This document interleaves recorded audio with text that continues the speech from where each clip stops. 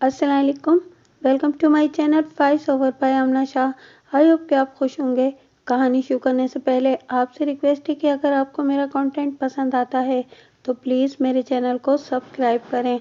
आइए मलिक सफदर हयात की सनसनीखेज तफ्तीशी कहानी का दूसरा हिस्सा सुनते हैं। मैंने खोजी बाबा नूर मोहम्मद को 24 घंटे का वक्त दिया था ताकि वो किसी हतमी नतीजे पर पहुंच जाए, लेकिन अगले रोज़ जब मैं थाने तैयार होकर पहुंचा तो वो पहले से वहां मेरे इंतज़ार में बैठा हुआ था। इसे देखकर मेरा माथा ठनका और फौरी तौर पर मेरा ध्यान एक खास जाविये की तरफ चला गया। गुज़िश्ता रात हल्की फुल्की बारिश हुई थी। इसे मूसलाधार बारिश तो नहीं कहा जा सकता, ताहम इसका शुमार बूंदाबांदी में भी नहीं किया जा सकता था। ये एक बाकायदा बारिश थी जिसने ज़मीन के सीने को तरबतर कर दिया था, और जाहिर है ज़मीन के इस तरह नम होने से खुरा वगैरह भी गायब हो गया होगा। मुझे तशवीश हो रही थी कि शायद नूर मोहम्मद इसी परेशानी के बायस सुबह ही सुबह थाने पहुंच गया है। मैंने फ़ौरन से पेशतर उसे अपने कमरे में बुला लिया। रस्मी अलैक सलेक के बाद मैंने इसे कहा, नूर मोहम्मद, पिछली रात होने वाली बारिश ने तुम्हारी मेहनत का तो सत्यानाश मार दिया होगा। ना जी, बिल्कुल नहीं, वो बड़े इत्मीनान से बोला। बारिश तो जी आधी रात के बाद किसी वक्त हुई है। हाँ, इस वक्त रात के 2 बज रहे थे। मैंने नूर मोहम्मद की आंखों में देखते हुए कहा। मैं रफ़े हाजिर के लिए उठा था तो वक्त भी देख लिया था। मलिक साहब, आपने मुझे इन दोनों बंदों के खुरे की तलाश के लिए 24 घंटे का वक्त दिया था, वो ठोस लहजे में बोला। लेकिन मैंने कल का सूरज गुरूब होने से पहले ही अपना काम मुकम्मल कर लिया था, लिहाजा रात को होने वाली बारिश से मुझे तो कोई फ़र्क नहीं पड़ता। ये तो तुम बहुत बड़ी खुशखबरी सुना रहे हो नूर मोहम्मद। मैं सीधा होकर बैठ गया। बताओ, तुम्हारी तहकीक से क्या नताइज बरामद हुए हैं? बहुत ही सनसनीखेज इंकशाफात हुए हैं सरकार, वो मायनाखेज अंदाज में मेरी तरफ देखते हुए बोला। सनसनी ही फैलाते जाओगे या कुछ बताओगे भी? मैंने कदरे सख्त मगर इज़्तिरारी लहजे में कहा। नहीं सुने मलिक साहब, वो बेहद गंभीर अंदाज में बोला। जैसा कि मैंने आपसे कल ही अर्ज कर दिया था कि छोटे पाँव वाले ठिंगने बंदे का खुरा गखर मंडी की जानिब जाने का इशारा कर रहा है। मैं इस खुरे के ताक़ुब में गखर मंडी तक गया हूँ और वो घर भी देख लिया है जहाँ तक इस खुरे ने मेरी रहनुमाई की है। शाबाश नूर मोहम्मद, मैंने बेसाख्ता सराहने वाले अंदाज में कहा। ये तो तुम्हारी बहुत बड़ी कामयाबी है। अब ज़रा दूसरे आदमी के खुरे का अहवाल भी सुनाओ। इस घर के इसके खुरे का अहवाल दिलचस्प होने के साथ साथ ही उलझन आमेज भी है, वो वजाहत करते हुए बोला। मैं घोड़े के सुमों के ताक़ुब में जीटी रोड तक पहुंचा और फिर कुछ आगे जाकर मैंने ये खुरा खो दिया। बावजूद कोशिश के मैं इस बंदे के पाँव के निशानात को ढूंढ न सका, लेकिन मैंने हिम्मत न हारी और न ही कोशिश तक की। बिलाखिर मुझे अपने मकसद में कामयाबी हासिल हो गई।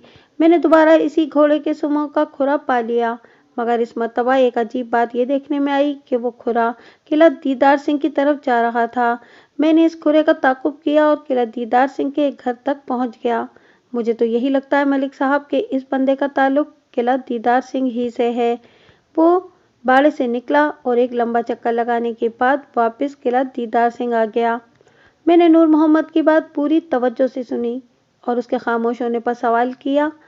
जीटी रोड पर जहां तुमने जाते हुए घोड़े का खुरा खोया और फिर कुछ फासले पर इसी घोड़े का किला दीदार सिंह की तरफ आते हुए खुरा पकड़ा, वहां तुम्हें और भी कोई खास खुरा मिला था? जनाब, सच्ची बात तो यह है कि मैंने किसी और खुरे पर तवज्जो ही नहीं दी थी, वो साफ गोई का मुजाहरा करते हुए बोला। मेरे लिए दिलचस्पी का पहलू यही था कि मेरे मतलूबा घोड़े के सुमों के निशानात किस तरफ जा रहे हैं। इस खुरे को खो देना अक्लमंदी ना होती।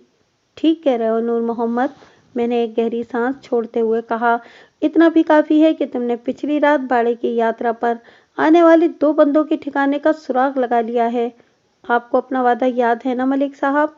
वो मायना ख़ेज़ अंदाज में बोला। कौन सा वादा? मैंने बेसाख्ता पूछ लिया। जनाब, इतनी जल्दी भूल गए? वो शाकी नज़र से मुझे तकने लगा।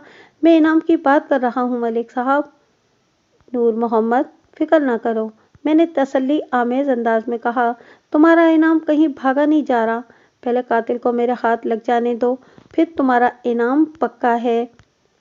मुझे इजाज़त दे दें मलिक साहब, वो गहरी संजीदगी से बोला। जब आप कातिल को पकड़ लें तो फिर मैं आपके पास आ जाऊंगा। नहीं नूर मोहम्मद, मैंने नफी में गर्दन हिलाते हुए कहा, मैं तुम्हें यूं जाने की इजाजत नहीं दे सकता। जी? वो हैरत भरी नजर से मुझे देखने लगा।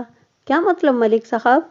मतलब साफ जाहिर है नूर मोहम्मद, मैंने उसकी आंखों में देखते हुए गहरी संजीदगी से कहा, तुमने जिन दो बंदों का खुरा निकाला है और जिनके ठिकाने का सुराग लगाया है, वहां तक मुझे कौन पहुंचाएगा? मैंने तो वो घर नहीं देखे हुए। मैंने लम्हाती तवक्कुफ करके एक गहरी सांस ली, फिर इजाफा करते हुए कहा, आज का सारा दिन तुम्हें मेरे साथ रहना है। दुआ करो शाम से पहले लाली का कातिल मेरी गिरफ्त में आ जाए और तुम्हें भी आज ही इनाम मिल जाए। ठीक है जनाब, जैसे आपकी मर्जी। वो एक ठंडी सांस लेते हुए बोला, बताएं पहले किस तरफ जाना है? पहले इधर जाएंगे जो जगह थाने से ज्यादा नजदीक होगी, मैंने कहा, यानी किला दीदार सिंह। उसने असबात में गर्दन हिला दी। थोड़ी देर के बाद मैंने एक कांस्टेबल को साथ लिया और खोजी बाबा नूर मोहम्मद की मईयत में किला दीदार सिंह पहुंच गया। मैंने मकतूल कादिर बख्श उर्फ लाली के बाप खुदा बख्श के घर का रुख नहीं किया था, इससे बाद में भी मुलाकात हो सकती थी। नूर मोहम्मद मुझे किला दीदार सिंह के जिस घर के दरवाजे तक ले गया वो किसी अनवर जट का घर था। नूर मोहम्मद ने बड़े यकीनी अंदाज में मुझे बताया था कि जिस घोड़े के खुरे का इसने ताकुब किया था वो बाड़े से जीटी रोड तक और फिर जीटी रोड से इस घर तक आया था। मलिक साहब, मैंने आपको पहली मंजिल तक पहुंचा दिया है, वो फखरिया लहजे में बोला, अब आगे आपका काम शुरू होता है। मैंने उसकी बात का जवाब नहीं दिया और कांस्टेबल अली हसन की तरफ देखा।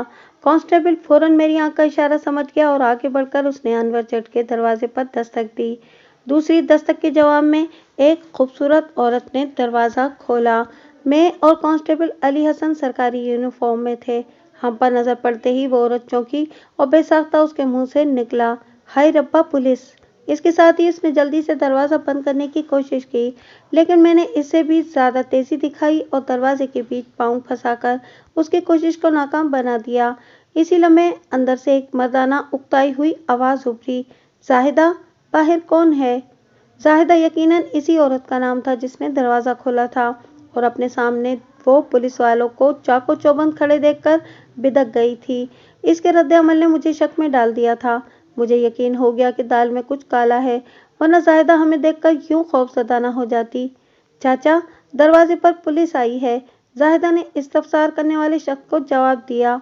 मैंने सख्त लहजे में से पूछा, बीबी, क्या ये अनवर जट का घर है? जाहिदा बिदकने के बाद दरवाजे की ओट में हो गई थी। उसकी शक्ल मुझे नजर नहीं आ रही थी। उसने दरवाजे के पीछे ही से जवाब दिया, जी, अनवर जट मेरे खाविंद का नाम है। पुलिस हमारे घर क्या लेने आई है? अंदर से इसी शख्स ने जवाब दिया। जाहिदा ने जैसे चाचा कहकर मुखातिब किया था, ठहरो, मैं आ रहा हूँ, अनवर जट को बाहर भेजो। मैंने जाहिदा से कहा, मैं एक केस के सिलसिले में इससे पूछगछ करने आया हूँ। अनवर तो घर में नहीं है जी। घर में नहीं तो फिर कहाँ है? मैंने कड़े लहजे में पूछा। उसने बताया, वो कल सुबह अहमदाबाद गया हुआ है जी। वापस कब आएगा वो? कह गया है कि आज शाम तक वापस आ जाएगा, जाहिदा ने जवाब दिया। इतनी देर में जाहिदा का चाचा भी दरवाजे पर पहुंच गया। क्या बात है सरकार, सुबह सुबह पुलिस हमारे दरवाजे पर, सब खैरियत तो है ना? मैंने कहा और इसकी तरफ देखा। इस बंदे की उम्र 60 साल के आसपास नजर आती थी। वो जिस तरह आंखें मीचकर हमारी तरफ देख रहा था, इससे मुझे ये अंदाजा कायम करने में किसी दुश्वारी का सामना नहीं हुआ कि इसकी दूर की निगाह में अच्छा खासा ज़ौफ आ चुका है। तुम सियाने बयाने हो चाचा, मैंने ठहरे हुए लहजे में कहा, पुलिस खामखा तो किसी के दरवाजे पर नहीं आती।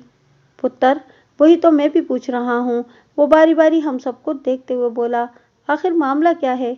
मामला जो भी है वो यूं गली में खड़े खड़े नहीं बताया जा सकता। मैंने इधर उधर निगाह दौड़ाते हुए कहा, क्या तुम्हारे घर में बैठने के लिए कोई जगह नहीं है? मैंने देखा कि हमारी आमद पर गली में निस्फ दर्जन लोग जमा हो गए थे। इन सब के चेहरों पर गहरी तशवीश पाई जाती थी। इन सब के जहनों में यकीनन एक ही सवाल होगा कि पुलिस अनवर जट के दरवाजे पर क्या करने आई है।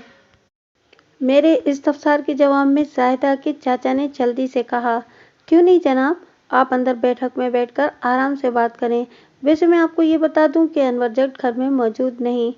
ठीक 1 मिनट के बाद हम अंदर बैठक में बैठे हुए थे। जाहिदा और उसके चाचा भी हमारे सामने मौजूद थे।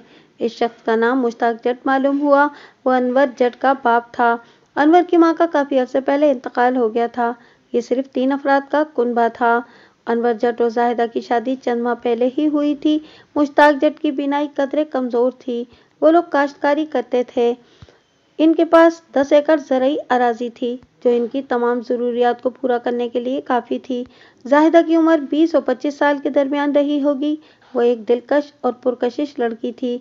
उसकी आंखों से तेज़ी और तरारी टपकती थी। मैंने बूढ़े मुश्ताक जट की तरफ देखते हुए कहा, चाचा, तुम्हारी बहू ने बताया है कि अनवर जट कल सुबह अहमदाबाद गया था और उसकी वापसी शाम तक होगी।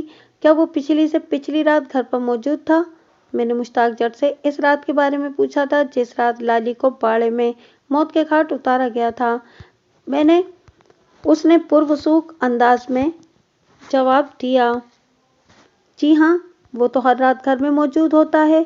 बस पिछली रात उसने अहमदाबाद में गुजारी है और आज शाम तक वो वापस आ जाएगा। अहमदाबाद वो किस काम से गया है? मैंने पूछा। एक बंदे से कुछ रकम लेना थी जनाब, मुश्ताक जट ने बताया। कितनी रकम और किस बंदे से? इस बंदे का नाम सूदी शाह है जी, उसने बताया। काफ़ी अरसे से सूदी शाह की तरफ 1000 रुपये फंसे हुए हैं। अनवर इसी सिलसिले में अहमदाबाद गया है। सूदी शाह का असल नाम मसूद है जी। क्या अनवर जट बस के जरिए अहमदाबाद गया है? मैंने पूछा। नहीं जनाब, वो नफ़ी में गर्दन हिलाते हुए बोला, वो अपनी घोड़े पर बैठकर गया है। घोड़े के जिक्र पर मैंने चौंक कर नूर मोहम्मद की जानिब देखा। वो भी मायनाखेज अंदाज में मुझे तकने लगा। इस सूरत हाल ने मुश्ताक जट और जाहिदा को बेचैन कर दिया। जाहिदा ने इज़्तिरारी लहजे में पूछा, थानेदार साहब, आखिर बात क्या है? आप किस किस्म की तफ्तीश करते फिर रहे हैं? जी सरकार, कुछ पता तो चले, आपको किस सिलसिले में अनवर की तलाश है? मुश्ताक जट की तशवीश भरी आवाज़ उभरी। सिलसिला बहुत संगीन है चाचा, मैंने सनसनाते हुए लहजे में कहा। तुम्हें पता है कि पिछली से पिछली रात को किसी ने खुदाबख्श के बेटे लाली को बाड़े में कत्ल कर दिया था। जी, बहुत ही अफसोसनाक वाक़या है, वो दुखी लहजे में बोला। लाली बेचारे के साथ बहुत जुल्म हुआ है। लेकिन उसने उलझनज़दा अंदाज में मुझे देखा और पूछा, लाली के कत्ल से मेरे बेटे का क्या ताल्लुक? आप अनवर से किस किस्म की पूछताछ करना चाहते हैं? ताल्लुक निकला है तो मैं तुम्हारे दरवाजे पर आया हूँ ना चाचा, मैंने मजबूत लहजे में कहा। मैंने एक माहिर खोजी से कातिल का खुरा निकलवाया है और इस खुरे ने ही मुझे तुम्हारे घर तक पहुँचाया है। क्या मतलब जी? मुश्ताक जट परेशान हो गया। कातिल बाड़े में से निकलकर टहली के दरख्त के नीचे पहुंचा था, फिर वहां से घोड़े पर बैठकर जीटी रोड की तरफ गया और वहां से घूमकर इस घर तक आया था, मैंने ठहरे हुए अंदाज में बताया। अब तो तुम्हारी समझ में आ गया होगा कि मैं तुम्हारे बेटे से क्यों पूछगछ करना चाहता हूँ। आपका अंदाज़ा ठीक नहीं है थानेदार साहब, मुश्ताक जट ने कहा। मेरा बेटा किसी के कत्ल में मुलविस नहीं हो सकता। चाचा बिल्कुल ठीक कह रहा है, जाहिदा ने जल्दी से कहा। अनवर ऐसा नहीं कर सकता। आपको यकीन नहीं आ रहा तो घर की तलाशी ले लें।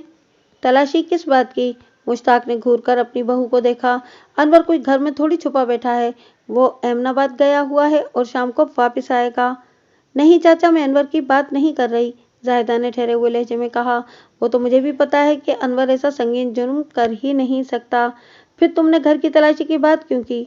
मुश्ताक ने पूछा।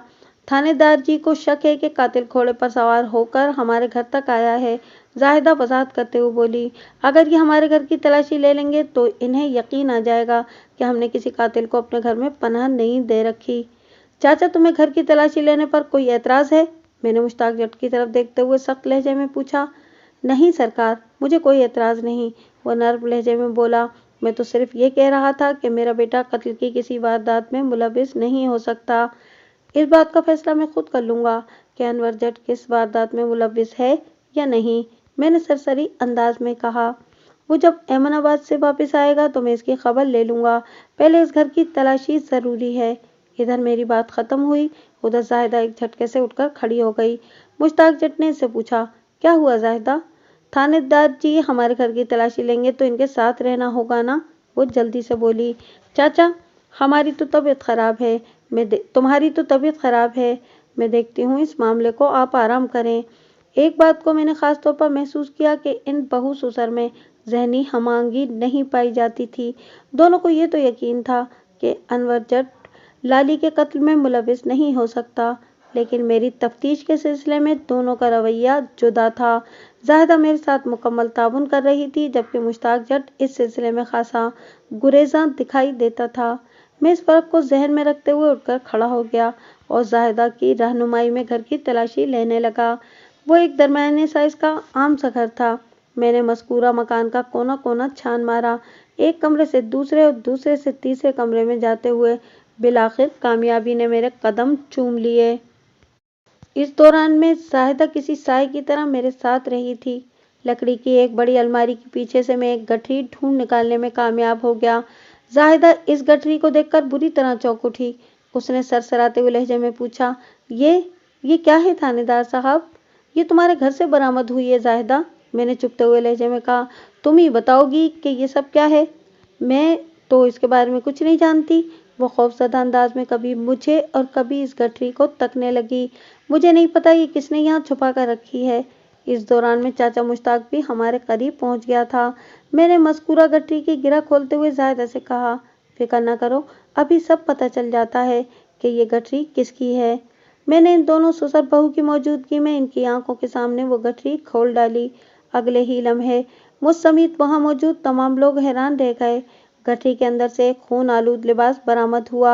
मैंने इस लिपटे हुए मर्दाना लिबास को भी खोल कर देखा। लिबास के अंदर एक खून आलूद खंजर को छुपाकर रखा गया था। कपड़ों और खंजर की धार पर लगा हुआ खून खुश्क होकर गहरी रंगत इख्तियार कर चुका था। मैंने ये तमाम चीजें जाहिदा के सामने फैलाते हुए तंजिया लहजे में पूछा, इनको पहचानती हो? जी, क्यों नहीं पहचानूंगी, ये तो अनवर का ही लिबास है। वो बेयकीनी से खून आलूद कपड़ों को देखते हुए बोली, मगर मेरी समझ में नहीं आ रहा कि ये सब क्या है। मुश्ताक जट पर भी सूरत हाल वाज़ेह हो चुकी थी। वो दोनों हाथों से सर को थामते हुए बोला, या मौला, ये सब क्या हो रहा है? जब अनवर जट हमारे हत्थे चढ़ेगा तो आप लोगों को सब पता चल जाएगा कि क्या हो चुका है, क्या हो रहा है और क्या होने वाला है। मैंने एक एक लफ्ज़ पर जोर देते हुए जहरीले लहजे में कहा।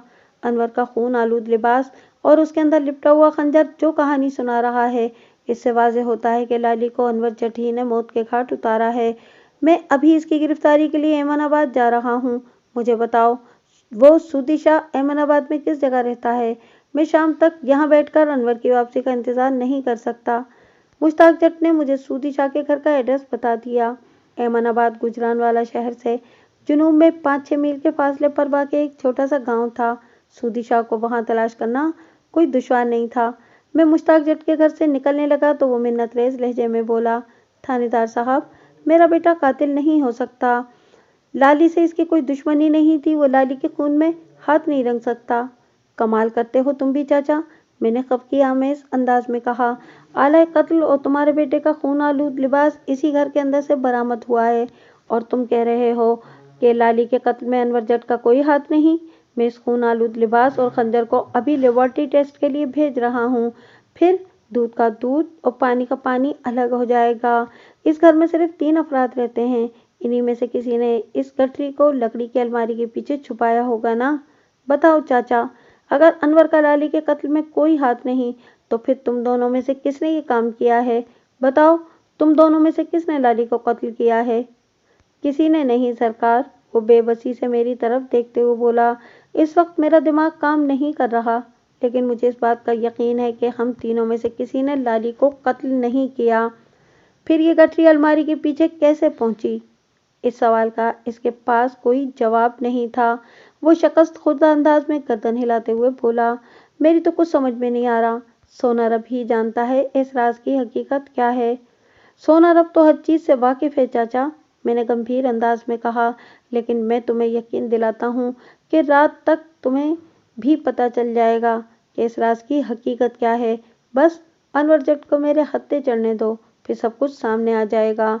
मुश्ताक जट के पास कहने के लिए कुछ भी नहीं रहा, लिहाजा वो रहम तलब नज़र से मुझे देखने लगा।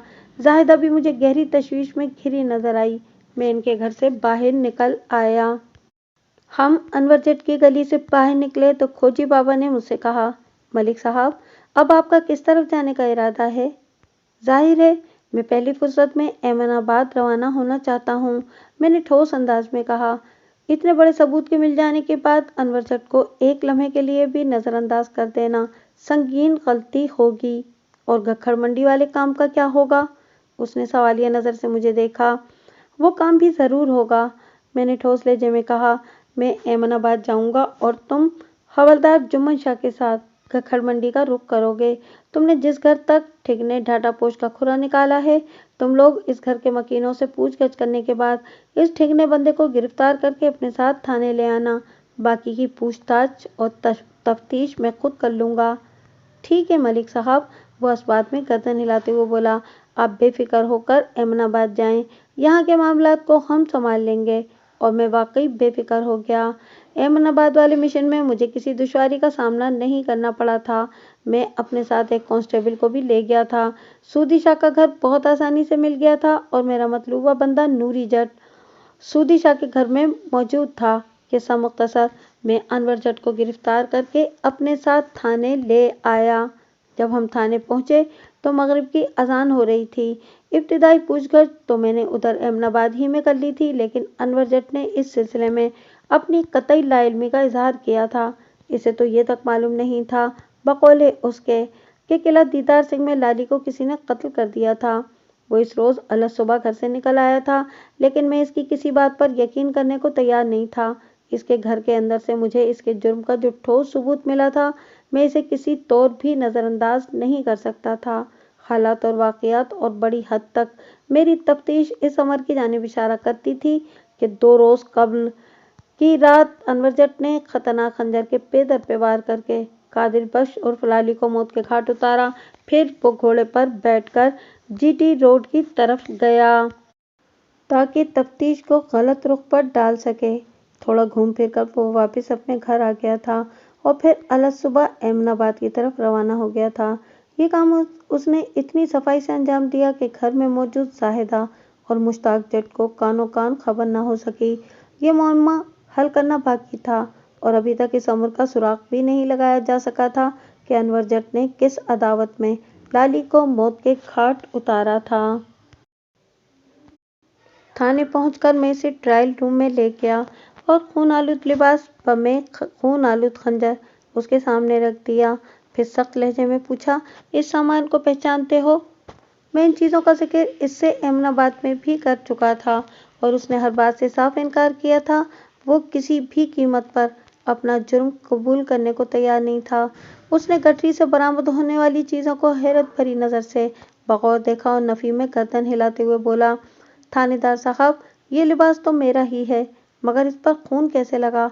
और ये खून आलूद खंजर? मैं इस बारे में कुछ नहीं जानता। ये गठरी मुझे तुम्हारे घर के अंदर से लकड़ी की अलमारी के पीछे पड़ी मिली है।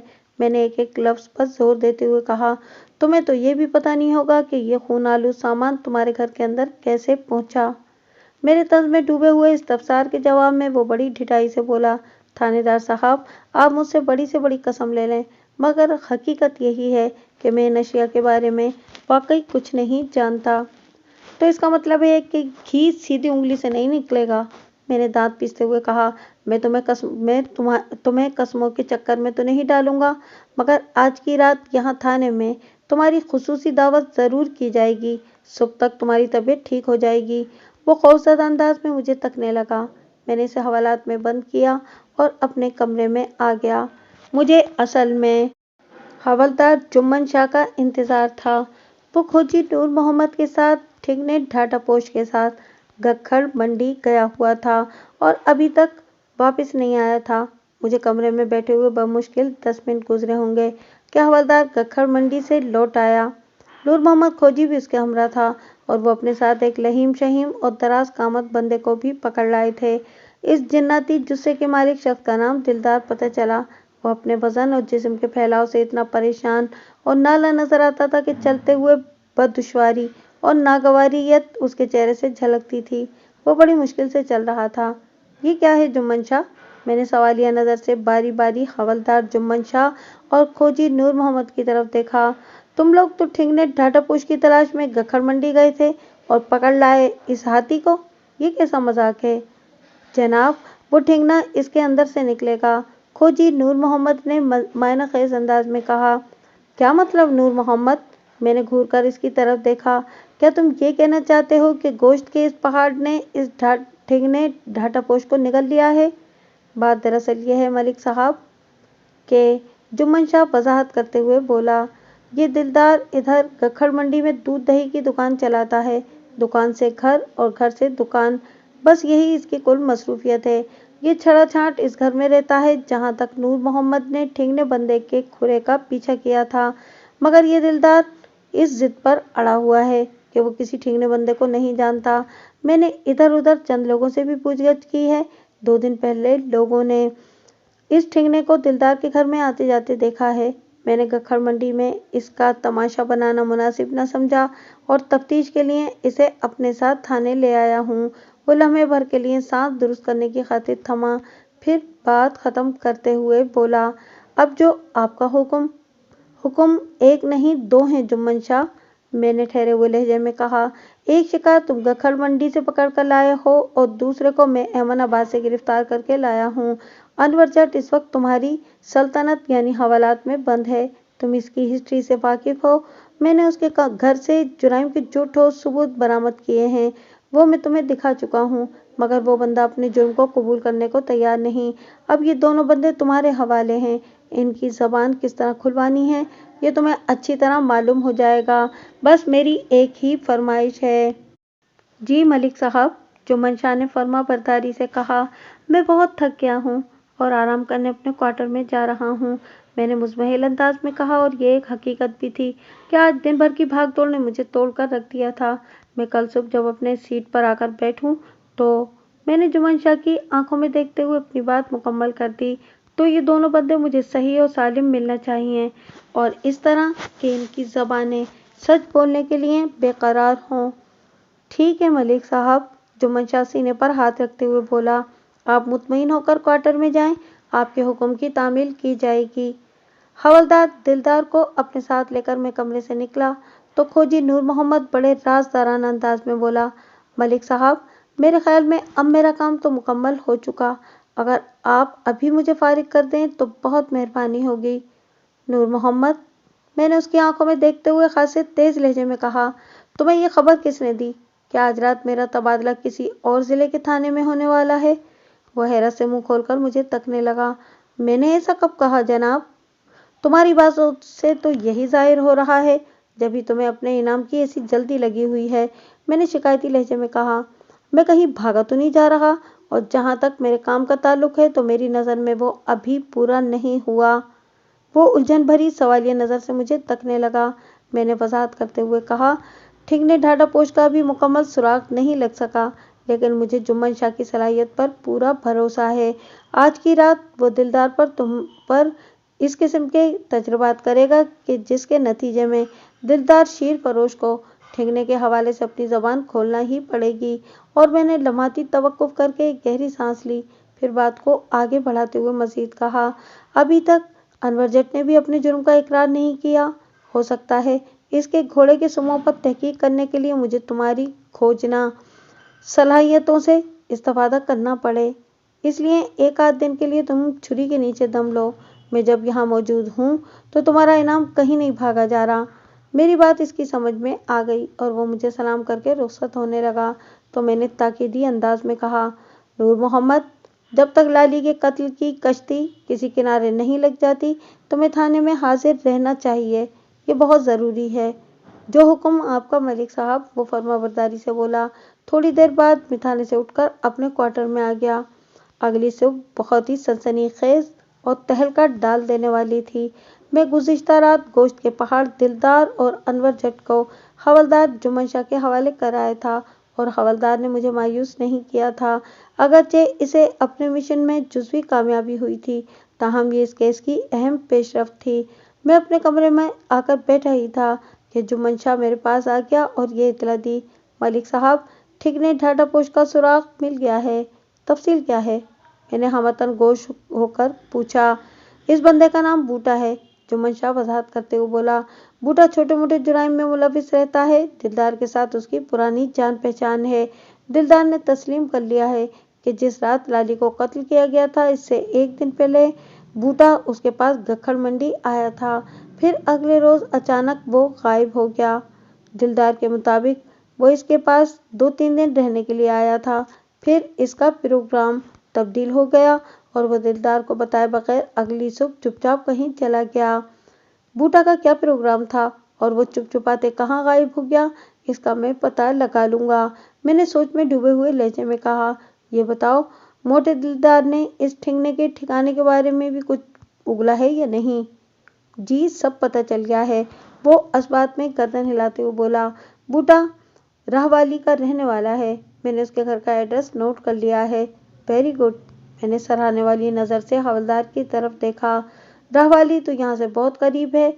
अगर बूटा की गिरफ्तारी के लिए किसी को उधर भेजा जाएगा तो वो 2 घंटे में लाजमी वापस आ जाएगा। जी मलिक साहब, आपका अंदाज़ा बिल्कुल दुरुस्त है, वो तायदी अंदाज में गर्दन हिलाते हुए बोला।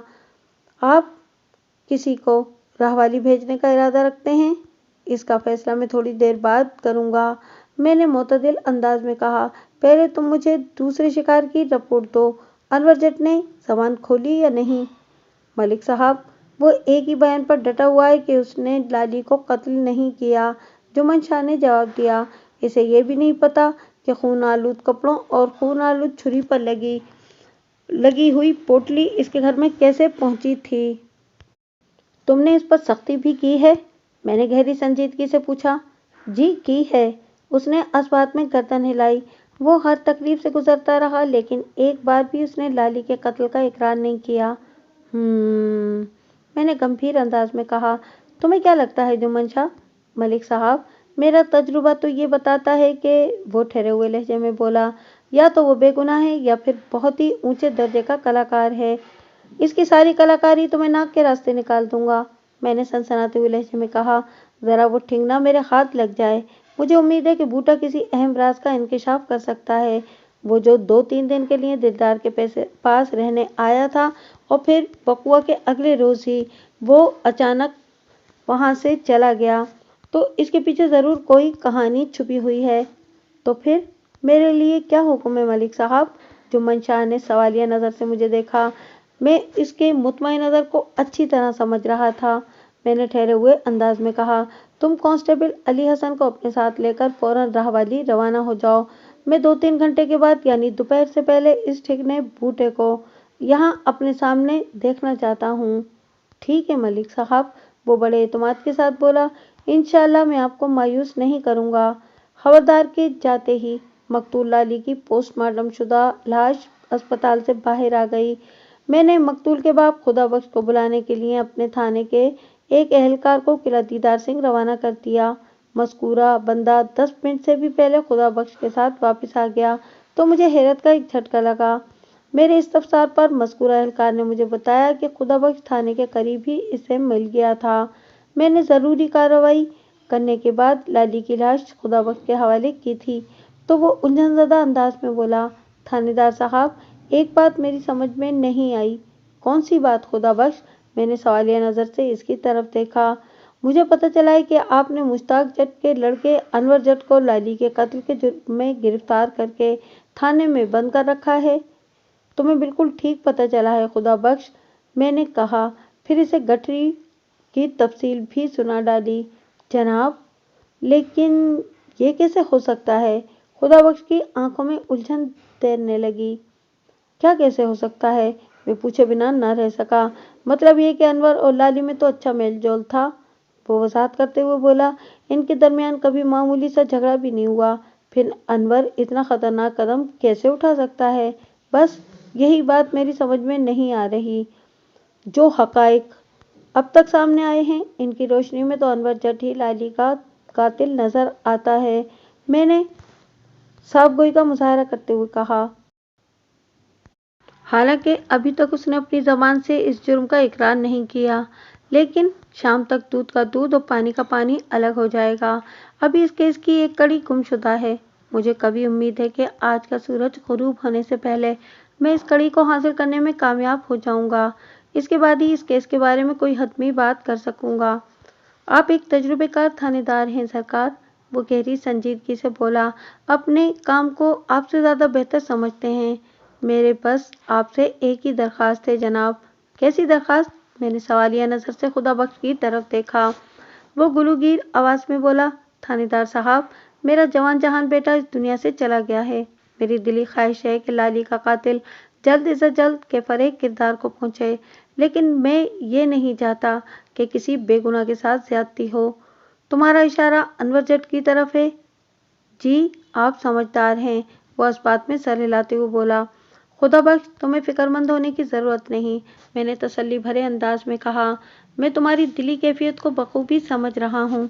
तुम सिर्फ अपने बेटे की तदफीन की तरफ ध्यान दो। मुझ पर भरोसा रखो, मैं इंसाफ के तकाजे पूरे करना जानता हूँ। उसने मेरा शुक्रिया अदा किया और रुखसत हो गया। इसी से पहर हवलदार जुम्मन शाह रहवाली से लौट आया। उसकी वापसी कामयाब रही थी। वो बूटा नामी ठिंगने कद के इस शख्स को अपने साथ ले आया था जिसकी हमें तलाश थी। बूटा के दोस्त शीर फरोश दिलदार को अभी तक मैंने रिहा नहीं किया था। बूटा कमजोर असाब का मालिक साबित हुआ। जब उसने 2.5-3 मन के दिलदार को हवालात के ठंडे ठार फर्श पर पड़े देखा तो उसकी हिम्मत जवाब दे गई। लिहाजा इसकी जबान खुलवाने के लिए मुझे ज्यादा मेहनत नहीं करना पड़ी। बूटा ने मुझे जो बयान दिया इसमें से गैर जरूरी बातों को हज़फ करके मैं खुलासा आपकी खिदमत में पेश करता हूँ। दिलदार शीर फरोश ने छितरोल के बाद किसी किस्म की गलत बयानी से काम नहीं लिया था। वो वाकई इस राज से वाकिफ नहीं था कि बूटा 2-3 दिन के लिए इसके पास रहने क्यों आया था, और अगर आया भी था तो एक ही रात के बाद अगली सुबह वो चुपचाप कहाँ गायब हो गया था। दिलदार की ज़बानी मुझे पता चल चुका था कि बूटा छोटे मोटे जराइम का इर्तिकाब करता रहता था। बूटा ने बताया कि इन दिनों वो मवेशियों की चोरी पर कमर बस्ता था। वो दिलदार के पास गखड़ मंडी इसीलिए रहने आया था कि किला दीदार सिंह और इसके गिरदोनवा के बाड़ों पर हाथ साफ कर सके। अब ये इसकी बदनसीबी कि इसने अपने काम का आगाज खुदाबख्श के बाड़े से किया और पहला कदम ही ऐसा उल्टा पड़ा कि इसे फिलफौर वहां से गायब होना पड़ा। आखिर तुम पर ऐसी कौन सी कयामत टूट पड़ी थी कि अगली सुबह तुम अपने मेजबान को बताए बगैर ही गायब हो गए? मैंने सख्त लहजे में इस्तफसार किया। जनाब, मैंने इस वक्त बाड़े का रुख किया जब दिलदार खराटेदार नींद के मजे ले रहा था। वो नदामत आमेज लहजे में बोला। रात के इस पहर किला दीदार सिंह के वसनीक अपने अपने घरों में गहरी नींद सो रहे थे। प्रोग्राम के मुताबिक मैं बाड़े की दीवार फलांकर अंदर दाखिल हो गया और बाड़े के अंदर निस्फ दर्जन से ज्यादा जानवरों को देखकर मुझे बेपनाह खुशी का एहसास हुआ। मैंने एहतियात के तकाजों को मद्देनजर रखते हुए जानवरों को बाड़े से बाहर लाने से पहले बाड़े के कमरे में झांकना जरूरी समझा ताकि ये इत्मीनान कर सकूं कि बाड़े का मालिक सो रहा है या जाग रहा है। लेकिन वो बोलते बोलते थमा तो मैंने सवाल किया, लेकिन क्या? थानेदार साहब, अभी मैं कमरे में चंद कदम दूर ही था कि मैंने अंदर से एक लंबे तड़ंगे आदमी को बाहर निकलते देखा। वो सनसनीखेज अंदाज में बताने लगा, इस बंदे के हाथ में एक पोटली भी थी और मैंने इस बंदे को पहचान लिया। ओह! बेसाख्ता मेरे मुंह से निकला। कौन था वो? जनाब, ये ठीक है कि इस वक्त बाड़े में खूब अंधेरा था, लेकिन मेरी आंखें धोखा नहीं खा सकती। वो सरसराती हुई आवाज में बोला। वो मलंगी के सिवा और कोई हो ही नहीं सकता था। मलंगी? मैंने ज़ेरे लब दोहराया, फिर अपने सामने खड़े हुए ठिगने बूटा से लंबू मंगी के बारे में इस्तफसार किया। ये मलंगी कौन है? जरा इसका हुदूद अरबा भी तो बताओ। जनाब, मलंगी एक खतरनाक डाकू है, वो झुरझुरी लेते हुए बोला। चंद साल पहले वो जेल चला गया था। मैंने वाज़ेह तौर पर महसूस किया कि मलंगी के जिक्र पर बूटा खासा सरासीमा दिखाई देने लगा था। एक फौरी ख्याल के तहत मैंने से पूछा, बूटा, क्या मलंगी ने भी तुम्हें बाड़े में देख लिया था? नहीं जनाब, वो नफी में गर्दन हिलाते हुए बोला। मैं इसकी निगाह से बचने के लिए फौरन कमरे की मगरबी दीवार की ओट में तारीकी में छुप गया था। मलंगी ने बाड़े की मशरक की दीवार फलांगी और मेरी नज़र से गायब हो गया। एक लम्हे के लिए मुझे शक हुआ कि बूटा मुझे चक्कर देने की कोशिश कर रहा है। वो अपनी गर्दन बचाने के लिए किसी मलंगी डाकू का किरदार तख्लीक कर सकता था। मैंने धमकी आमेज लहजे में कहा, देखो बूटा, अगर बाद में किसी मरहले पर यह बात गलत साबित हुई कि तुमने मुझसे गलत बयानी की है तो मैं तुम्हें जमीन के अंदर ही धंसा दूंगा। अभी तो फिर भी तुम जमीन के ऊपर चलते फिरते नजर आ जाते हो। मुझसे झूठ बोलने का बड़ा भयानक अंजाम रहेगा। मेरी तौबा थानेदार साहब, वो अपने दोनों कानों को चुटकियों में पकड़ते हुए बोला। मेरी अगली पिछली 7 नस्लों की तौबा जो मैंने एक भी बात आपको गलत बताई हो। मैंने गंभीर अंदाज में कहा। मलंगी के चले जाने के बाद तुमने क्या किया? मलंगी को इस तरह वाज़ेह रुखसत होते देखकर मेरे दिल में तजस्सुस पैदा हुआ कि वो कमरे के अंदर क्या करके आया है। बूटा गहरी संजीदगी से बताने लगा, मैं चंद मिनट तक तारीकी में चुपचाप खड़ा रहा, फिर दबे पांव कमरे की जानिब बढ़ा। फिर मैंने जैसे ही कमरे के अंदर झांका तो मेरा दिमाग घूम कर रह गया। क्यों? तुमने कमरे में ऐसा क्या देख लिया था? मैंने इज़्तिरारी अंदाज में पूछा। थानेदार साहब, मलंगी ने एक बंदे को कत्ल कर दिया था, वो इंकिशाफ अंगेज अंदाज में बोला। अंदर कमरे में एक चारपाई पर एक बंदे की लाश पड़ी हुई थी। बहुत खूब, मैंने इस्तेज़ाई अंदाज में कहा। बाड़े में घुप अंधेरा था और तुमने कमरे के अंदर झांक कर देख लिया कि वहां चारपाई पर किसी की लाश पड़ी हुई है? जनाब, मैंने बीड़ी मार कर देखा था कमरे के अंदर, वो वजाहत करते हुए बोला। फिर अपनी सफाई पेश करते हुए यूं इजाफा किया, मैं जब किसी मुहिम पर निकलता हूँ तो एक बीड़ी यानी कि टार्च अपनी जेब में रखता हूँ। ये बहुत काम की चीज़ है और अंधेरी रातों में बहुत मदद करती है।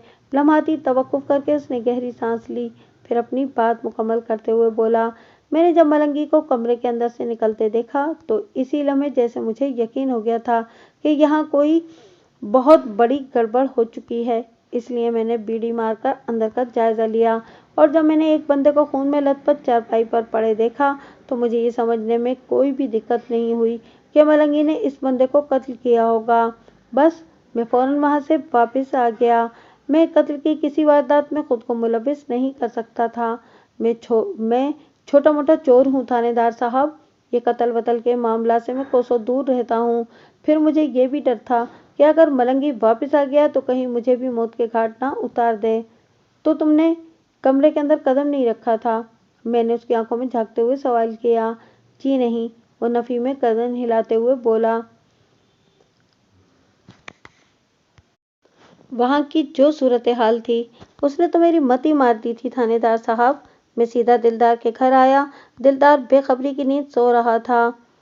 थोड़ी देर में सुबह होने वाली थी। मैंने दिलदार को जगाना मुनासिब न समझा और खामोशी के साथ इसके घर से निकल गया। बस जनाब, बाड़ी की दीवार फलांगते हुए मेरे एक पाँव का जूता अंदर ही गिर गया था और शायद इसी जूते ने आप लोगों को मुझ तक पहुंचाया है। मैंने दूसरे पाँव का जूता खेतों में फेंक दिया था। बूटा गलत बयानी से काम नहीं ले रहा था। खोजी नूर मोहम्मद की रिसर्च भी यही बताती थी कि छोटे पाँव वाला ठिगना बंदा मकतूल के कमरे तक गया था मगर कमरे के अंदर दाखिल नहीं हुआ था। फिर वो बाड़े की जुनूबी दीवार फलांगकर खेतों की सिमत में भागा था, जबकि दूसरे आदमी का खुरा मकतूल के कमरे के अंदर से निकलता था, फिर बाड़े की मशक की दीवार फलांगकर बाहर चला जाता था। और अब बूटा ने भी मलंगी के हवाले से जो कुछ बताया था वो खोजी नूर मोहम्मद की तहकीक की तस्दीक करता था। बूटा, मैंने ठिंगने डंगर चोर के चेहरे पर निगाह जमाते हुए पूछा, तुम मलंगी डाकू को कब से जानते हो? मलंगी पहले राहवाली में रहता था जनाब, बूटा ने जवाब दिया। फिर वो किसी डकैती की वारदात में गिरफ्तार होकर जेल चला गया। इसके बाद का मुझे कुछ पता नहीं। मैंने इस रात जब मलंगी को मकतूल के कमरे से निकलते देखा तो मुझे हैरत का शदीद झटका लगा कि वो वहां क्या कर रहा था। ठीक है, मैंने ठहरे हुए लहजे में कहा, तुम कादिर बख्श उर्फ लाली के कत्ल के बारे में और क्या जानते हो? कुछ नहीं जनाब, मुझे जितना पता था वो आपको बता दिया है, वो मिन्नत रेज लहजे में बोला। लाली के कत्ल से मेरा दूर का भी वास्ता नहीं सरकार। आप मुझे जाने की इजाज़त दे दें तो आपकी मेहरबानी होगी। बूटा, तुम्हें जाने की बहुत जल्दी है और मुझे लाली के कातिल तक पहुंचने की, मैंने सोच में डूबे हुए लहजे में कहा। और जब तक मेरा मकसद पूरा नहीं हो जाता तुम मेरे मेहमान रहोगे, बल्कि दिलदार के मेहमान रहोगे। बस वो इस वक्त जहाँ क़याम पजीर है तुम्हें भी वहीं पर वक्त गुजारना होगा। इसके चेहरे का रंग उड़ गया।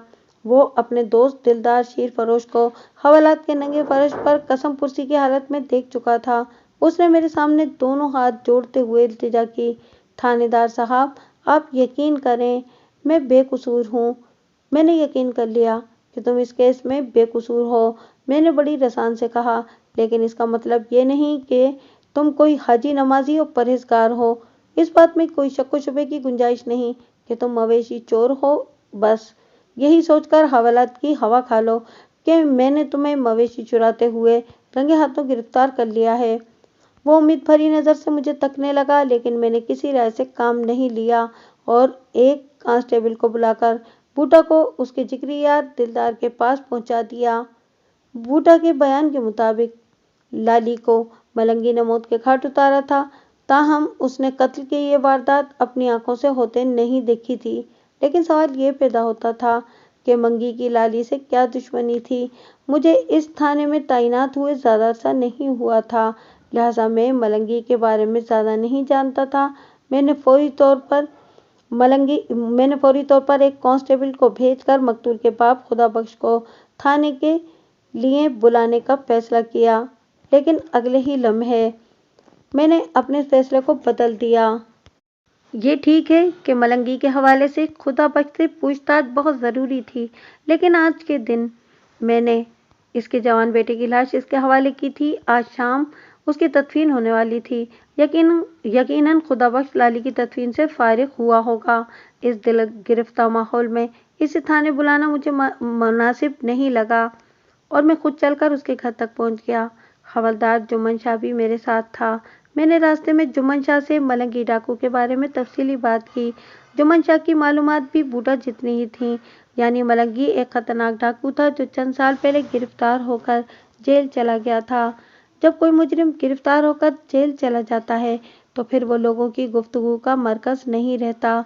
लोग रफ्ता रफ्ता इसे भुला देते हैं, हत्ता कि इस मुजरिम के हवाले से फिर कोई सनसनीखेज वाक़या रूनुमा न हो जाए। और मलंगी की निस्बत से एक तहलका खेज वाक़या ज़हूर पजीर हो चुका था। जब हम मकतूल के घर पहुंचे तो अंधेरा फैलना शुरू हो गया था। मैं खुदाबख्श को लेकर एक अलग थलग जगह पर बैठ गया। चंद लम्हात तक मैं इसकी दिलजोई करता रहा, फिर अपने मकसद की तरफ आते हुए कहा, खुदाबख्श, आज दिन में जब तुम मेरे पास थाने आए थे तो मैंने तुम्हें बताया था कि इस केस की एक कड़ी अभी बाकी है जो शाम तक मेरे हाथ लग जाएगी, याद है ना? जी हाँ, आपने इसी बात की थी। वो एक बोझल सांस खारिज करते हुए बोला। मैं तुम्हारी ज़हनी कैफियत को अच्छी तरह समझ रहा हूँ खुदाबख्श, मैंने हमदर्दी भरे लहजे में कहा। अगर इस वक्त तुमसे मिलना ज़रूरी ना होता तो मैं कभी यहाँ ना आता। कोई बात नहीं थानेदार साहब, वो मजरूर लहजे में बोला। आप तो कानूनी तकाज़ों के सामने मजबूर हैं और जाहिर है ये सब कोशिशें आप लाली के कातिल तक पहुँचने के लिए ही कर रहे हैं। बेशक, मैंने दो टोक अंदाज में कहा, मैं इस केस की आखिरी कड़ी तक पहुँचने में कामयाब हो गया हूँ।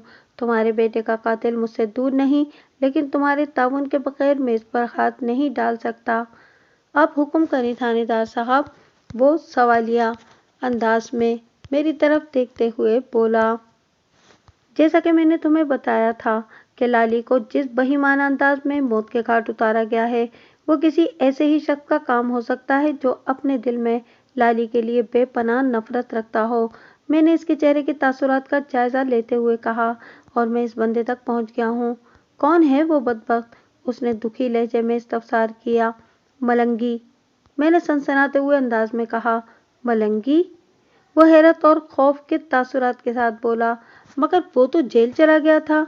लेकिन वकुआ की रात मलंगी को लाली वाले कमरे से निकलते देखा गया है। मैंने एक एक लफ्ज पर जोर देते हुए कहा, और इसके हाथ में एक पोटली भी थी। ओह, वो तशवीश भरे अंदाज में मुझे देखने लगा। अब तो मुझे बताओ कि मलंगी की लाली से क्या दुश्मनी थी? मैंने ठहरे हुए लहजे में सवाल किया।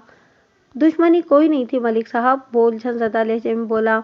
बस लाली की बहादुरी की वजह से वो डकैती की एक वारदात में नाकामयाब रहा था और गिरफ्तार हो गया था। ये बात तुमने मुझे पहले क्यों नहीं बताई? मैंने तेज लहजे में पूछा। मेरा मलंगी की तरफ ध्यान नहीं गया था सरकार, वो लजाजत आमेज अंदाज में बोला। ये तो 3 साल पहले का वाकया है। लाली एक शादी में गया हुआ था और मलंगी ने शादी वाले घर में डकैती की कोशिश की थी, लेकिन लाली ने अपनी जान पर खेलकर न सिर्फ ये कि डकैती की वारदात को नाकाम बना दिया था, बल्कि उसने मलंगी को इस तरह काबू कर लिया था कि फिर वो हिल न सका और लोगों के जमा हो जाने पर मलंगी को पकड़कर पुलिस के हवाले कर दिया गया था। बादशाह मलंगी अदालत से सजा पाकर जेल चला गया था। और तुम मुतमईन हो गए कि मुजरिम गया जेल? मैंने मुतासिफाना अंदाज में कहा। फिर पूछा, ये कितना अरसा पहले की बात है? लगभग 3 साल पहले ये वाकया पेश आया था, उसने बताया। और मलंगी को कितने साल की सज़ा हुई थी? मैं इस बारे में कुछ नहीं जानता जनाब, वो बेबसी से गर्दन हिलाते हुए बोला। ठीक है, میں کل ہیڈ کوارٹر سے ملنگی کے بارے میں ساری تفصیلات حاصل کر لوں گا، میں نے تسلی بھرے لہجے میں کہا۔ پھر خدا بخش سے سوال کیا، کیا ملنگی اور انور جٹ میں کسی قسم کا کوئی تعلق ہے؟ میں نے انور جٹ کے گھر میں سے لکڑی کی ایک الماری کے پیچھے سے جو گٹھری برآمد کی تھی، اس میں انور جٹ کا لباس اور خون آلود آلہ قتل یعنی وہ خطرناک خنجر موجود تھا، لیکن انور جٹ کا اصرار تھا کہ وہ اس گٹھری کے بارے میں کچھ نہیں جانتا کہ وہ لکڑی کی مذکورہ الماری کے پیچھے کیسے پہنچی۔ بوٹا کی زبانی مجھے پتہ چلا تھا کہ جب اس نے ملنگی کو مقتول کے کمرے سے نکلتے دیکھا تو اس کے ہاتھ میں ایک پوٹلی بھی تھی۔ اغلب امکان یہی تھا کہ یہ وہی پوٹلی ہوگی جو بعد میں انور جٹ کے گھر کے اندر سے برآمد کی گئی تھی۔ یہاں پر یہ اہم سوال اٹھتا تھا کہ ملنگی نے لالی کو قتل کرنے کے بعد وہ پوٹلی انور جٹ کے گھر میں کیسے پہنچائی اور کیوں؟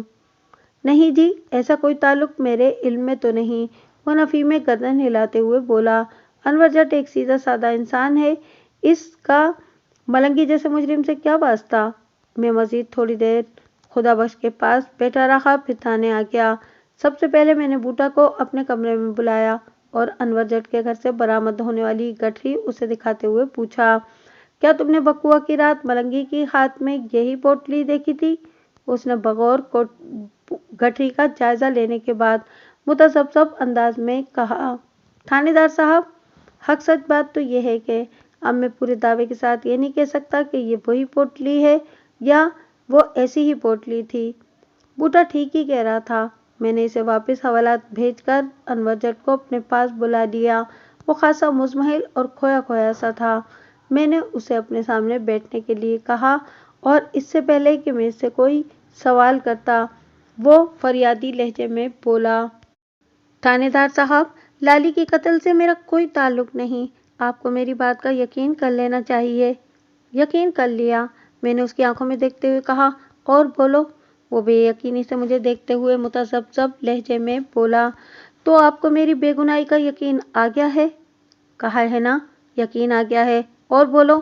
میں نے بدستور گہری سنجیدگی سے کہا، تو پھر مجھے گھر جانے دیں۔ وہ مضطرب لہجے میں بولا، ٹھیک ہے، میں تمہیں صبح گھر جانے کی اجازت دے دوں گا، میں نے ٹھوس انداز میں کہا، لیکن میری ایک شرط ہے۔ شرط؟ کیسی شرط جناب؟ اس کے انداز میں الجھن در آئی۔ میں تم سے جو کچھ بھی پوچھوں اس کا تم 16 آنے سچ جواب دو گے، میں نے کہا۔ میں نے تو پہلے بھی آپ سے کوئی جھوٹ نہیں بولا جناب، پہلے کو چھوڑو، میں اب کی بات کر رہا ہوں، میں نے زور دے کر کہا۔ جی؟ وہ الجھن زدہ نظر سے مجھے دیکھتے ہوئے بولا، پوچھیں جی؟ میں نے پوچھا، کیا تم ملنگی نامی کسی ڈاکو کو جانتے ہو؟ جی، ملنگی بہت خطرناک ڈاکو ہے اور شاید اس وقت جیل میں ہے، وہ جلدی سے بولا۔ لالی نے بڑی بہادری سے اسے جن جپا ڈال کر گرفتار کرایا تھا۔ وہ جیل میں تھا مگر اب آزاد گھوم رہا ہے، میں نے اسے بتایا۔ لالی کے جن جپے نے ملنگی کو جیل کی سنگلاخ دیواروں کے پیچھے پہنچایا تھا۔ یہ تو ابھی مجھے پتا نہیں کہ وہ اپنی سزا کاٹ کر جیل سے رہا ہوا ہے یا مفرور ہے، لیکن میں یہ حقیقت جاننے میں کامیاب ہو گیا ہوں کہ بقوا کی رات ملنگی ہی نے بے دردی سے لالی کو قتل کر کے اپنے انتقام کی آگ کو ٹھنڈا کیا ہے۔ اوہ، یہ تو بہت بری خبر ہے کہ وہ خطرناک ڈاکو آزاد گھوم رہا ہے، وہ تشویش بھرے لہجے میں بولا۔ جو ہونا تھا وہ تو ہو چکا، میں نے اپنے لہجے کی سنجیدگی کو برقرار رکھتے ہوئے کہا، مگر میں یہ جاننا چاہتا ہوں کہ تمہارا لباس اس نے کیسے حاصل کیا، اور پھر خون آلود لباس اور خنجر والی گٹھری کو اس نے کیسے تمہارے گھر کے اندر چھپا دیا تاکہ لالی کے قتل کا الزام تم پر آئے؟ میری تو کچھ سمجھ میں نہیں آ رہا جناب، وہ پریشانی سے بولا۔ تمہاری ملنگی کے ساتھ کبھی کوئی پرخاش رہی ہے؟ نہیں جناب، بالکل نہیں۔ تمہارے گھر میں تم 3 افراد یعنی تم، تمہاری بیوی اور تمہارے باپ کے علاوہ اور کس شخص کا آنا جانا ہے؟ میں نے سوالات کے سلسلے کو آگے بڑھاتے ہوئے پوچھا۔ کسی کا بھی نہیں، وہ پوری قطعیت سے بولا۔ پھر تو وہ تم تینوں میں سے ہی کسی کے تعاون سے گٹھری تمہارے گھر کے اندر چھپا سکتا ہے، میں نے ٹھہرے ہوئے لہجے میں کہا۔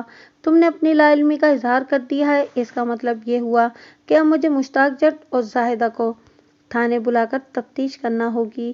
جناب، یہ ساری باتیں میرا دماغ خراب کر رہی ہیں، وہ دونوں ہاتھوں سے سر کو تھامتے ہوئے بولا۔ ابا تو مجرموں اور برے لوگوں سے شدید نفرت کرتا ہے، وہ ملنگی کے ساتھ مل کر میرے خلاف کیوں سازش کرے گا؟ اور زاہدہ؟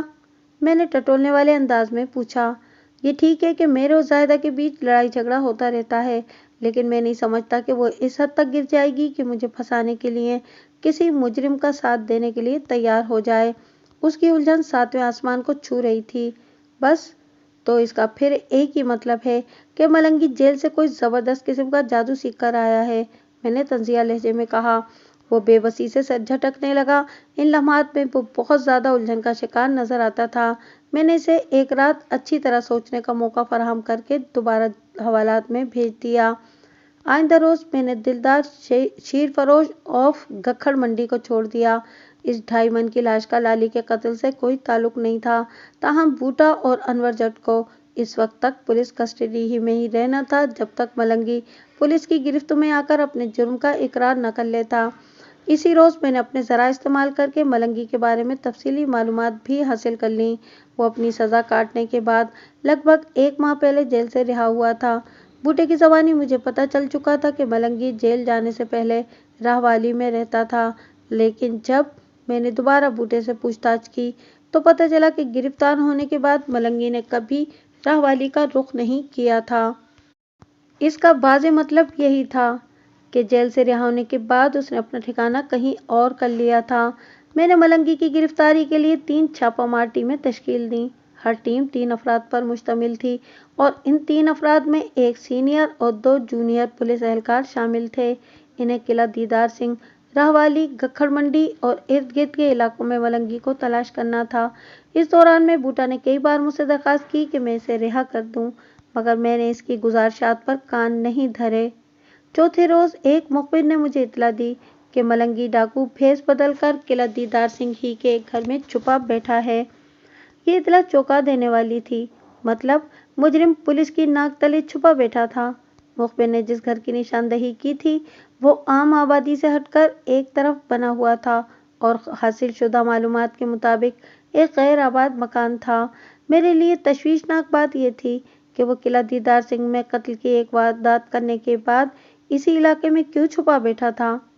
میں نے چاق و چوبند افراد کا ایک دستہ تیار کیا اور مخبر کے ہمراہ مذکورہ غیر آباد مکان کی جانب روانہ ہو گیا، جسے ملنگی نے بغیر اطلاع کے آباد کر رکھا تھا۔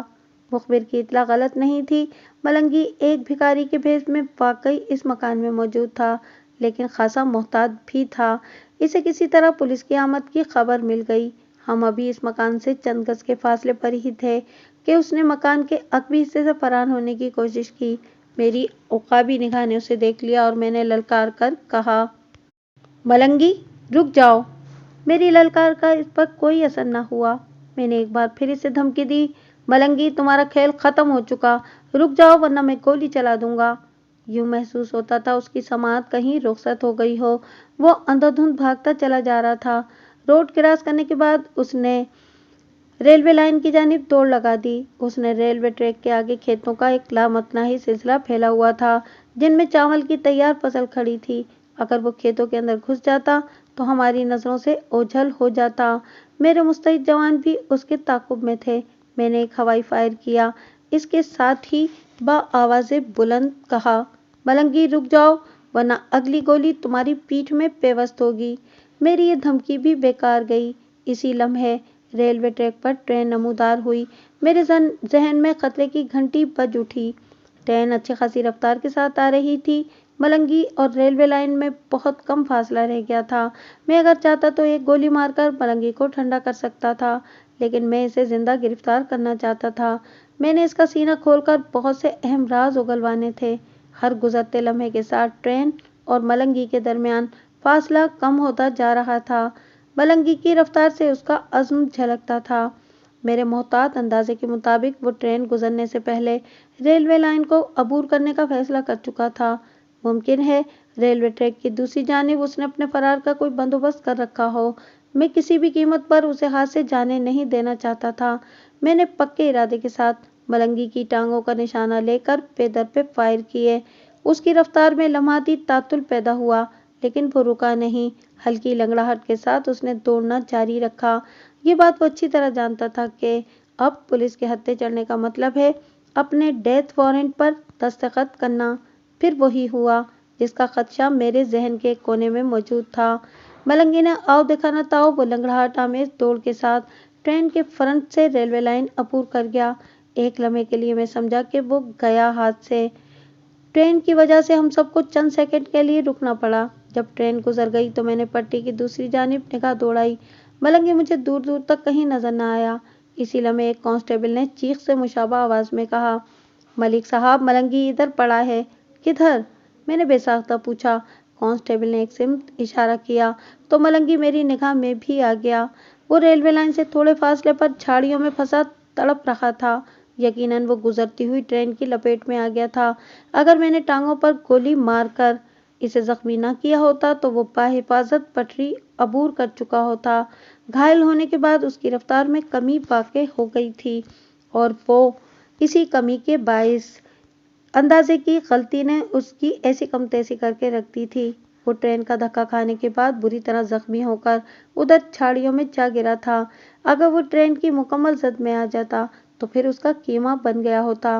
मैं लपक कर उसके करीब पहुंचा। उसकी हालत बहुत बुरी थी। वो अपने ही खून में लथपथ नजर आ रहा था। उसके बदन को हल्के हल्के झटके लग रहे थे। वो मुझे चंद लम्हों का मेहमान दिखाई दिया। अगरचे मुझे उसके बचने की कोई उम्मीद नहीं थी, ताहम मैंने फिर भी तहकुमाना अंदाज में एक कांस्टेबल से कहा, एक टांगे का फौरी बंदोबस्त किया जाए, इसे अस्पताल ले जाना होगा।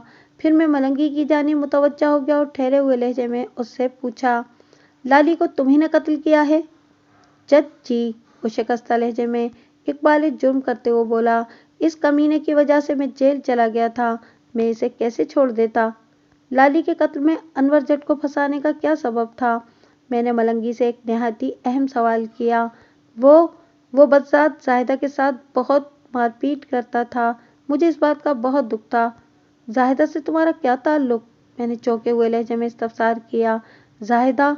आह, जाहिदा। मलंगी ने एक हिचकी ली और साकित हो गया। मलंगी ने अपनी जिंदगी की आखिरी सांसों में जिस तरह जाहिदा को याद किया था, इससे सारी कहानी मेरी समझ में आ गई और ये बात भी वाज़ेह हो गई कि अनवर जट का लिबास किस तरह खून आलूद हुआ होगा और फिर कैसे खंजर समेत एक पोटली में बंधकर अनवर जट के घर में लकड़ी की अलमारी के पीछे पहुंचा होगा। इस काम में यकीनन जाहिदा ने उसकी मदद की होगी। ये जान लेने के बाद कि मलंगी और जाहिदा में कोई संजीदा ताल्लुक था और इन दोनों ने मिली भगत से ऐसा मंसूबा बनाया था जिसमें मलंगी का इंतकाम भी पूरा हो जाता और जाहिदा की अनवर जट से भी जान छूट जाती। गोया मुस्तकबिल में वो दोनों एक साथ जिंदगी गुजारने का इरादा रखते थे। मलंगी ने अपनी जिंदगी के आखिरी लम्हात में जो सनसनीखेज इंकिशाफ किया था, उसने सारी सूरत हाल वाज़ेह कर दी थी और इन्हीं हक़ाइक़ की रोशनी में मैंने जाहिदा को गिरफ्तार करके थाने लाने का हुक्म जारी कर दिया। वो जब मेरे सामने आकर खड़ी हुई तो थर थर कांप रही थी। किला दीदार सिंह एक छोटा सा गांव था और मलंगी को पेश आने वाले वाक़ियात और हालात वहाँ के हर रिहायशी के इल्म में आ चुके थे। लिहाजा जाहिदा अपने अंजाम के खौफ से मरी जा रही थी। इससे इकबाल जुर्म कराने में मुझे कोई मेहनत नहीं करना पड़ी। क्यों किया तुमने ये सब? मैंने कर्जदार आवाज में पूछा। मैं मलंगी को पसंद करती थी, वो भराई हुई आवाज में बोली। मुझे बहादुर मर्द बहुत अच्छे लगते हैं। मलंगी ने मुझसे वादा किया था कि मुझसे शादी के बाद वो जुर्म की दुनिया को खैरबाद कह देगा। उसने मेरा रिश्ता मांगा था, लेकिन मेरे घर वालों ने साफ मना कर दिया। फिर मलंगी जेल चला गया। मैं कई साल तक उसका इंतजार करती रही और फिर घर वालों ने जबरदस्ती अनवर जट के साथ मेरी शादी कर दी। लम्हाती तवक्कुफ करके उसने एक बोझल सांस ली, फिर अपनी बात मुकम्मल करते हुए बोली, अनवर जट वहशी है, मेरे साथ जानवरों ऐसा सलूक करता है। इसीलिए जब मलंगी दोबारा मुझसे मिला तो मैंने उसके साथ जाने का फैसला कर लिया। हमने बहुत सोच समझकर मंसूबा बनाया था। अनवर जट लाली के कत्ल में फांसी चढ़ जाता और मलंगी का इंतकाम भी पूरा हो जाता। बस अब हम इस बात का इंतजार कर रहे थे कि आप अनवर जट को जेल भेजें, लेकिन सब कुछ खत्म हो गया। बात के इख्तिताम पर उसके लबों से एक सिसकारी जुदा हुई। एक दिन सब कुछ खत्म हो जाना है जाहिदा, मैंने सोच में डूबे हुए लहजे में कहा, लेकिन तुम्हारे और मलंगी जैसे इंसान इस हकीकत पर गौर नहीं करते। अनवर जट को जब पता चला कि इस सारे फितने में जाहिदा ने मरकजी किरदार अदा किया है तो उसने तेश में आकर इसी वक्त उसे तलाक दे दी।